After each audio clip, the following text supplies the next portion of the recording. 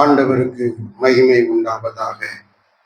மெய்யான தேவன் இயேசு கிறிஸ்து, வானத்தை பூமியை படைத்தவர் இயேசு கிறிஸ்து, சர்வ வல்லமை உள்ள ஆண்டவர் இயேசு கிறிஸ்து. எல்லாரும் சேர்ந்து சொல்வோம், சேனைகளின் கர்த்தர் பரிசுத்தர், பரிசுத்தர், பரிசுத்தர். சத்தமாய் சொல்லுவோம், என் கர்த்தர் பரிசுத்தர், பரிசுத்தர், பரிசுத்தர். சேனைகளின் கர்த்தர் பரிசுத்தர், பரிசுத்தர், பரிசுத்தர். ஆமென். கர்த்தருக்கு ஸ்தோத்திரம். அவரே பரிசுத்தர், அவரே நம்முடைய ஆண்டவர். ஆமென். அல்லேலூயா. கர்த்தருக்கு ஸ்தோத்திரம். ஆண்டவருக்கு மகிமை. இன்றைய தினத்திலே உங்கள் மத்தியிலே அடியானை தேவன் கொண்டு வந்ததற்காக கர்த்தரை ஸ்தோத்தரிக்கிறேன். அனுமதித்த டாக்டர் டேவிட் பாண்டியனையா அவர்களுக்காக நான் கர்த்தரை ஸ்தோத்தரிக்கிறேன். கர்த்தர் அவர்களை ஆசீர்வதிப்பாராக. வந்திருக்கிற யாவரையும் ஆண்டவராகிய இயேசுவின் நாமத்தினாலே வாழ்த்துகிறேன். ஆண்டவர் தொடர்ந்து உங்களை ஆசீர்வதிப்பாராக. கர்த்தருக்கு மகிமை. ஆண்டவருடைய சமூகத்தில் நாம் வரும்போதெல்லாம் அவர் பேசுகிற வசனத்தை நாம் தெளிவாக தியானிக்க வேண்டும். அவர் பேசுகிற வார்த்தைகளை நாம் கவனமாக கேட்க வேண்டும். போன மாதத்துல பேசின வசனத்தை தான் இந்த மாதத்திலும் பேசுகிறோம். ஆனா இதுல அநேக பிரசங்கங்கள் இருக்கிறது. யோபு 5ஆம் அதிகாரம் 9ஆம் வசனத்துல, யோபு 9ஆம் அதிகாரம் 10வது வசனத்துல ஆண்டவர் சொன்ன வார்த்தையை நாம் மறுபடியும் தியானிப்போமாக.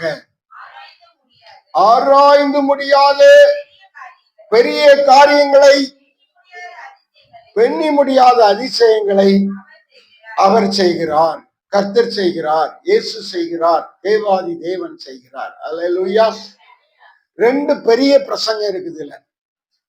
ஆராய்ந்து முடியாத பெரிய காரியங்களை கர்த்தர் செய்கிறார், எண்ணி முடியாத அதிசயங்களை கர்த்தர் செய்கிறார். 2 பிரசங்கம் இருக்கிறது. போன மாசத்துல நம்ம வாசித்த தியானித்த காரியம் ஆராய்ந்து முடியாத பெரிய காரியங்களை செய்கிறார் என்கிற அந்த பிரசங்கத்துல, அதுல 7 பிரசங்கம் இருக்கு. அதுல 1 தான் நம்ம தியானித்தோம், பெரிய காரியம் அப்படிங்கறத மட்டும் தியானித்தோம்.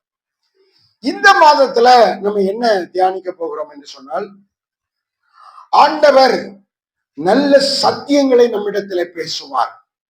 ஒரு வசனத்துக்கு இவ்வளவுதான் அர்த்தம் என்று நம்ம விளங்கிக் கொள்ள முடியாது. அது ஆழமான உபதேசங்கள், ஆழமான அன்பின் வார்த்தைகள் அதுக்குள்ள அடங்கி கிடக்கிறது. நமக்கு தேவையானவைகள் அதிலே திரளாயிருக்கிறது என்று சொல்லி நாம் பார்க்கிறோம். இதுல இன்றைக்கு 2வது வரி, எண்ணி முடியாத அதிசயங்களை கர்த்தர் செய்கிறார். அல்லேலூயா. இன்றைக்கு தலைப்பு, எண்ணி முடியாத அதிசயங்களை கர்த்தர் செய்கிறார். காலை ஆராதனையில தேவன் பேசிய காரியம், அவர் அதிசயமானவர். அவர் ஸ்தோத்திரம் அதிசயங்களை செய்தார். மனோவாவுக்கு என்ன செய்தார்? அதிசயம் செய்தார். அடுத்து என்ன பார்த்தோம் அப்படின்னா, ஸ்தோத்திரம் யோபுவுக்கு அதிசயம் செய்தார். 2 காரியம் பார்த்தோம். அதுல செய்ய வேண்டியவைகள், செய்யக்கூடாதவைகள் என்பதை குறித்து கர்த்தர் பேசினார். இன்றைய தினத்துல இப்போது தேவன் என்ன பேசுகிறார் என்பதை நாம் உற்று கவனித்து நமக்கு தேவையானவைகளை அதை நாம் சுதந்திரித்துக் கொள்ள வேண்டும். அவர் பேசுற எல்லா காரியமும் நமக்கு தேவையானதுதான். ஆனா அதை நம்ம உரிமையாக்கி கொள்ள வேண்டும், சொந்தமாக்கி கொள்ள வேண்டும். எண்ணி முடியாத அதிசயங்களை கர்த்தர் செய்கிறார் என்று நாம் பார்க்கிற வசனத்தை அப்படி மாற்றிக்கொள்ள வேண்டும். எப்படி மாத்தணும்? எண்ணி முடியாத அதிசயங்களை எனக்கு கர்த்தர் செய்கிறார் என்று நாம் மாற்றிக்கொள்ள வேண்டும். அல்லேலூயா. எந்த அளவுக்கு நீங்க விசுவாசத்துல சொந்தமாக்குகிறீர்களோ அந்த அளவுக்கு அது உங்களுக்கு பலன் தரும். ஆண்டவருடைய வார்த்தை வெறுமையாய் வெறுமையாய் திரும்பாது, அது அதிசயங்களை செய்யும். அல்லேலூயா. கர்த்தருக்கு ஸ்தோத்திரம். நாம் பாக்கியவான்கள். தேவனுடைய பாதத்துல அமர்ந்திருக்கிற நாம் பாக்கியவான்கள்.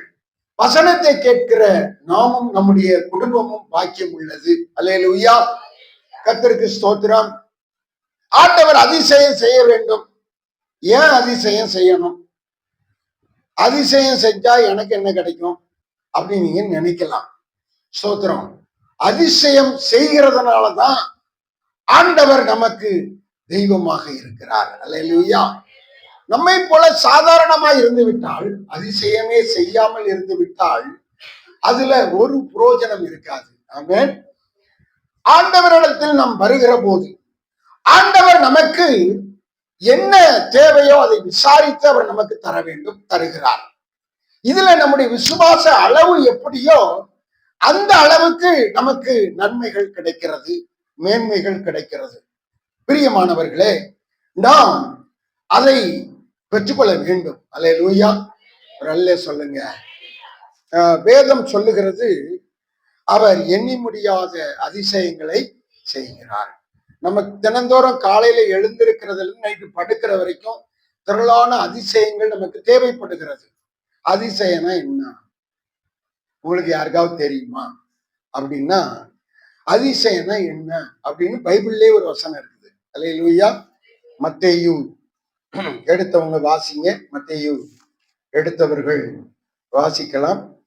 மத்தேயு 21:14-15. அதிசயம்னா என்ன? அப்போது குருடர்கள் இருந்தார்கள், சப்பானிகள் இருந்தார்கள். எங்க வந்தாங்க? தேவாலயத்துக்கு. குருடனுக்கும் சப்பானியும் எதுக்கு வந்தாங்க? இப்ப நம்மளாம் வந்திருக்கிறோம். ஆனா அவங்க எதுக்கு வந்தாங்க?